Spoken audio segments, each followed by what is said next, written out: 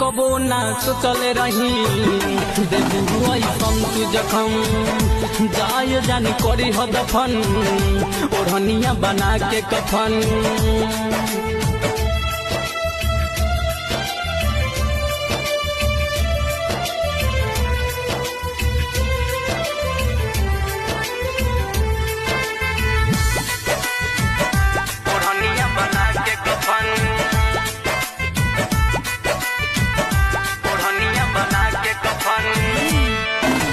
लागता तोहरा बिना ना जियब हो जहर जुदाई के करे जा पियब हो जहर जुदाई के करे जा पियब हो।